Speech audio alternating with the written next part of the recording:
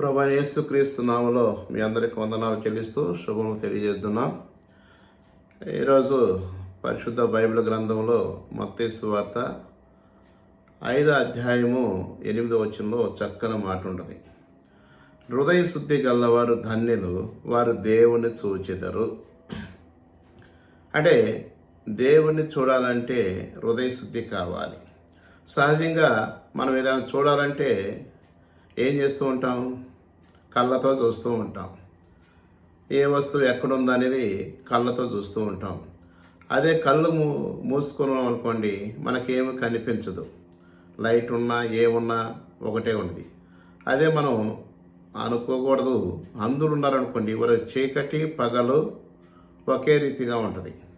అంటే వారికి తేడా లేదు. అంటే హృదయ శుద్ధి లేకపోతే మన పరిస్థితులు కూడా అంటుంటూ ఉంటాయి. ఇప్పుడు మనం చూడండి, ఇళ్లలో చక్కగా కిచెన్ ఉందనుకోండి, ఏదో కూరగాయలు తెచ్చి పెడుతూ ఉంటాం, వస్తువులు తెచ్చి పెడుతూ ఉంటాం, ఫ్రిడ్జ్లో పెడుతూ ఉంటాం. అవి పాడైపోయినప్పుడు ఏమవుతుంది? బ్యాడ్ స్మెల్ వస్తుంది. అంటే ఆ స్మెల్ పోవాలంటే ఏం చేయాలి? దాన్ని శుభ్రం చేసుకోవాలి. లేదు మన ఇంట్లో ఏదన్నా ఒక ఎలుకో ఏదో చనిపోయింది అనుకోండి, కూర్చోగలుగుతామా?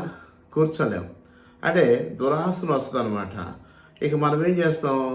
అది ఎక్కడ ఉంది, ఎక్కడ చనిపోయింది, దాన్ని ఏదో ఒక విధంగా వెతికి దాన్ని తీసి బయట పారవేసి తర్వాత ఇంటిని శుభ్రం చేసుకొని ఏదైనా పరిమళ వాసన వచ్చే వాటిని ఏం చేస్తాం? స్ప్రే చేస్తాం. అప్పుడు సువాసన వస్తుంది, మనం ఇంట్లో కూర్చోగలుగుతాం. అది అట్లనే కాకుండా ఆ ఎలుకో లేదా చెడిపోయిన వస్తువులు ఉన్నాయనుకోండి, వాటితో పాటు మనం ఇంట్లో కూర్చోగలుగుతామా? కూర్చోలేం. ఎందుకంటే దుర్వాసన వస్తుంది అనమాట. అందుకనే ప్రభు అయిన యేసుక్రీస్తును చూడాలంటే సృష్టికర్తని, నిన్ను సృష్టించిన దేవుణ్ణి, నువ్వు సేవించే దేవుణ్ణి, నువ్వు వెతుకుతున్న దేవుణ్ణి, ఎవరు దేవుడు అని నువ్వు తెలుసుకోవాలంటే మొదట ఏం కావాలంటే హృదయ శుద్ధి గల ఉండాలి. అందుకనే ప్రభు అయిన యేసుక్రీస్తు వారు హృదయ శుద్ధి గలవారు ధన్యులు.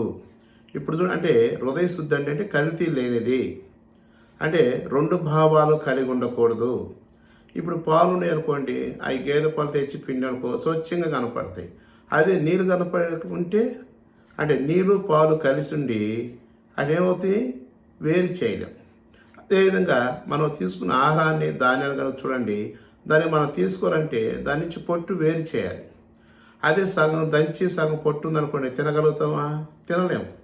అదేవిధంగా మన హృదయ శుద్ధి కావాలంటే ఏం చేయాలి? మనలో ఉన్న ఏదైతే చెడు ఉందో దాన్ని మనం ఏం చేయాలంట? తీసివేయాలంట. అందుకని మార్కు సువార్త 7వ అధ్యాయం 21వ వచనంలో కొన్ని భావాలు ఉన్నాయి, అవి చదువుకుందాం. లోపల నుండి అనగా మనిషి హృదయం నుండి వచ్చాయి. అంటే లోపల నుండి అనమాట, హృదయం నుండి. అంటే ఈ హృదయం శుద్ధి లేకపోతే మనం దేవుని చూడలేం. అందుకనే లోపల నుండి వచ్చాయి. ఇప్పుడు బహిరంగ ఉందనుకోండి, కాళ్ళకి ఏదైనా అయినా కడుక్కుంటాం, శరీరానికి ఏదైనా స్నానం చేస్తాం, షర్ట్కి ఏదైనా అయినా షర్టు మార్చుకుంటాం. లోపల ఎలా మారుస్తావు? హృదయం మార్చలేవు కదా. గుండె అయితే వేస్తున్నారు, ఏది మారుస్తున్నారు, కానీ హృదయాన్ని ఎవరు మారుస్తారు? అది ఎవరు? అందుకనే ప్రభువైన యేసుక్రీస్తు వారు, కుమారుడా నీ హృదయం నాకిమ్ము, దాన్ని బాగు చేస్తూ అంటాడు. అని ఇక్కడ లోపల వచ్చే ఏమిటి అంటే దురాలోచనలు, జారత్వములు, దొంగతనములు. ఏంటి అంట? లోపల నుండి వచ్చే ఏంటి? దురాలోచన అనమాట. అంటే మన కాని వాటిని ఆశించటం. తర్వాత జారత్యం, అంటే ఇతరులను మనం కోరుకుంటాం. తర్వాత దొంగతనములు. దొంగతనములు అంటే పెద్ద పెద్ద దొంగతనం కూడా చేయని అవసరం అండి, చిన్న చిన్నవి కూడా దొంగతనం. అందుకని మన నోట అబద్ధం కూడా ఉండకూడదు అంటాడు. తర్వాత అంటాడు నరహత్యలు, వ్యభిచారములు, లోభములు, చెడుతనములను, కృత్రిమములను, కామ ఇకార మత్సరమును, దేవదోషణ, అహంభావము, అవేకము వచ్చును. ఈ చెడ్డవన్నీ మనుషుల లోపల నుండి బయలు వెళ్ళి మనుషుని అపవిత్రపరుస్తుంది. అంటే ఇవన్నీ కూడా లోపల ఉన్నాయి. వీటిని తీసేస్తే కానీ హృదయ శుద్ధి కాదు. ఇవన్నీ కూడా ఏం చేయాలంటే, అందుకని ఇక్కడ అన్నాడు దేవదోషణ, అంటే దేవుణ్ణి ఒక్కోసారి దూషించామనుకుంటాం, దేవుణ్ణి ఒక్కోసారి నాకు అన్యాయం చేశాడు అనుకుంటాం. అది దేవదోషం. దేవుడు ఎప్పుడు అన్యాయస్తుడు కదండి. ఆయన న్యాయం తీర్చే దేవుడు.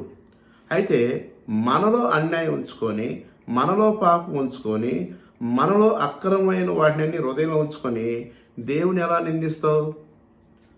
నిందించలేం కదా. అందుకని ఇక్కడ అన్నాడు అహంభావం అవివేకము వచ్చును. ఈ ఈ చెడ్డవన్నీ కూడా మనుషు నుండి బయలు వెలుచున్నాయి. ఇటు ఏం చేస్తున్నాయి అంటే మన హృదయాన్ని అపవిత్రపరుస్తున్నాయి. ఎప్పుడైతే ఈ చెడు లక్షణాలు ఉన్నాయో మన హృదయాన్ని అపవిత్రపరుస్తున్నాయి. అందువల్ల మన హృదయం ఏమైపోయింది? కల్తీ అయిపోయింది. నీళ్ళలో పాలలో నీళ్ళు కలిపినట్టు మన హృదయం, పరిశుద్ధమైన హృదయంలో ఏం చేస్తున్నాం? ఈ పాపాలన్నీ కూడా తెచ్చిపెట్టుకుంటే దేవుడు ఎలా నివసిస్తాడు? మనం ఒక ఇంట్లోనే మనం ఇందాక చెప్పుకున్నట్టు ఏదన్నా బ్యాడ్ స్మెల్ వస్తేనే మనం కూర్చోలేమే. ఆయన పరిశుద్ధుడును, పవిత్రుడును, నిష్కలంకుడును, అలాంటి గొప్ప దేవుడు మన హృదయాల్లో నివాసం చేయాలంటే ఇవన్నీ కూడా బయటికి వెళ్ళాలి. అందుకని 51 కీర్తనకారుడు అంటాడు, 6వ వచనం అంటాడు, నీవు అంతరంగంలో సత్యమును కోరుచున్నావు. ఏమంటున్నాడు? అంతరంగంలో సత్యం ఉండాలండి. ఎందుకంటే ఆయన సత్యవంతుడు. ఆయన ఏం చేశాడు? మనల్ని ఆ సత్యం ద్వారా మన స్వతంత్రులుగా చేశాడు. అందుకని దావీదుకి ఇక్కడ 10వ వచనంలో కూడా అంటాడు, దేవా నా యందు శుద్ధ హృదయం కలుగు చేయము, నా అంతరంగంలో స్థిరమైన మనసును నూతనముగా పుట్టించమంటాడు. ఏమంటాడంటే నా అంతరంగంలో స్థిరమైన మనసును నూతనముగా పుట్టించాలి. అంటే ఇప్పుడు మనం ఏమవ్వాలి? నూతనత్వంలోకి రావాలి. ఎప్పుడైతే మనలో ఉన్న పాపాలు, ఈ అహంభావం కానీ, దేవదోషలు కానీ, మత్సరం కానీ, దొంగతనములు కానీ కదా, కృత్యములు కానీ, దేవదోషణ కానీ, దొంగతనములు కానీ, ఇవన్నీ కూడా తీసేసుకోగలిగితే ప్రభువైన యేసుక్రీస్తు అని మన హృదయంలోకి వస్తాడు. అప్పుడు నువ్వు దేవుని చూస్తావు. సింపుల్, అంతే. ఏం చేయాలి? వేరు చేయాలి.